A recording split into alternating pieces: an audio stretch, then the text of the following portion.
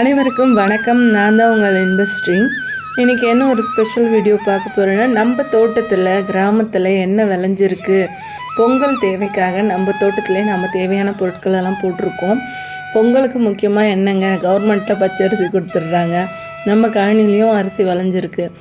அடுத்தது பூசணிக்காய் தான். பாருங்கள், பூசணிக்காய் கொடி மேலே பார்க்கும்போது ஒன்றுமே இல்லாத மாதிரி இருக்குது. ஆனால் உள்ளே அவ்வளோ பெரிய காய் காய்ச்சிருக்கு. பார்க்கவே ரொம்ப சூப்பராக இருந்தது.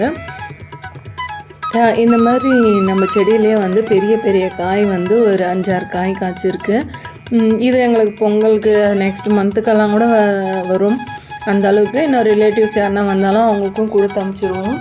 பொங்கலுக்கு தேவையான பூசணிக்காய் ரெடி, கொடியில் காய்ச்சி ரெடியாக இருக்குது. எப்போ கட் பண்ணுவீங்க அப்படின்ற போல் ஒரு பூசணிக்காயும் 4 கிலோ 5 கிலோ அது போல் வர அளவுக்கு ரொம்ப ரொம்ப பெரிய பெரிய காய்.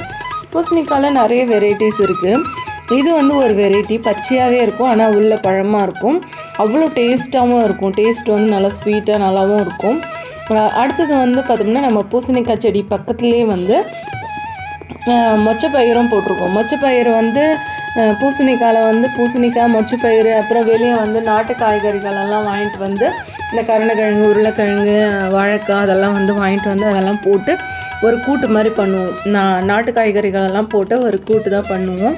மாட்டுக்கொட்டா பக்கத்துலேயே மாடெல்லாம் கழனியில் மேய்ஞ்சிட்ருக்குங்க. இதெல்லாம் பெரிய லாங் வீடியோவில் போடுறேன். அதுக்கு பக்கத்துலேயே ஒரு சின்ன பாத்தியில் மிளகா நட்டு வச்சுருக்காங்க. பாருங்கள், ஏற்கனவே மொச்சப்பயிறு பறிச்சிட்டாங்க. பறிச்சுட்டு இது 2வது பொங்கலுக்காக வெயிட்டிங்கில் இருக்குது. பொங்கல்கிட்ட பறிச்சிக்கலாம் அப்படின்ற மாதிரி.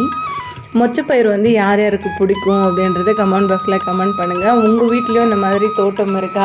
தேவையான பொங்கலுக்கு தேவையான பொருட்கள் நீங்களே விளைய வச்சுக்கிறீங்களா அப்படின்னு சொல்லுங்கள். எங்கள் வீட்டில் எப்பயுமே வருஷம் இதுதான் நடக்கும். இது பூலாம்பூன்னு சொல்லுவாங்க. மாட்டு பொங்கலுக்கு மாட்டுக்கு கழுத்தில் தோரணம் மாதிரி கட்டி தொங்க விடுவாங்க. பக்கத்துலேயே கனகாமரம் செடியும் நல்லா ஆரஞ்சு கலரில் சூப்பராக இருக்குது. அதுக்கப்புறம் ஆலுவேராலாம் இருக்குது. மொச்சப்பயிறு பக்கத்துலேயே மணத்தக்காளி கீரை அவ்வளோ பச்சை பச்சேன்னு அவ்வளோ சூப்பராக இருக்குங்க. மணத்தக்காளி கீரை வில்லேஜில் நிறைய காய்கறிகளெல்லாம் வெளியே வாங்க மாட்டாங்க. இப்படி போனால் முருங்கைக்கீரை உடச்சிட்டு வருவாங்க, இப்படி போனால் மணத்தக்காளி கீரை, இல்லைன்னா கழனியில் விளைஞ்சிருக்கிற கீரை, அந்த மாதிரி ஏதாவது ஒரு கீரையை போட்டு குழம்பு வச்சுருவாங்க. ரொம்பவும் டேஸ்ட்டாகவும் இருக்கும்.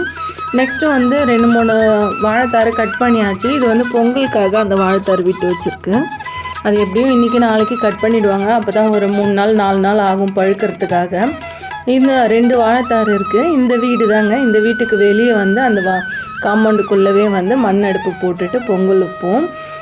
இது தாங்க எங்கள் வில்லேஜ் வீடு. உங்களுக்கு லாங் வீடியோ வேணும்னா சொல்லுங்கள். வீடெல்லாம் சுற்றி காமிக்கலாம். எங்களுடைய கழனியும் நல்லா என்ன போட்டிருக்கோம், என்ன விளையுது அப்படின்னு காமிக்கலாம். இந்த வீடியோ பிடிச்சிருந்தா மறக்காமல் லைக் பண்ணுங்கள், ஷேர் பண்ணுங்கள், கமெண்ட் பாக்ஸில் கமெண்ட் பண்ணுங்கள், அண்ட் சப்ஸ்கிரைப் பண்ணுங்கள். பாய் ஃப்ரெண்ட்ஸ், நெக்ஸ்ட் வீடியோவில் பார்க்கலாம். எங்கள் கிராமம் உங்களுக்கு பிடிச்சிருக்கா அப்படின்றது நீங்கள் கமெண்ட் பாக்ஸில் கமெண்ட் பண்ணி சொல்லுங்கள். அடுத்த வீடியோவில் பார்க்கலாம். சுற்றி வாழை மரம், ஒரு தக்காளி போட்டால் தக்காளி செடி வந்துடும், மிளகா போட்டால் மிளகா செடி வந்துடும். மண்ணுன்றது பொண்ணு மாதிரிங்க. அதுதான் எங்களுடைய வில்லேஜில் இருக்கிற ஒரு சீக்ரெட். பாய்.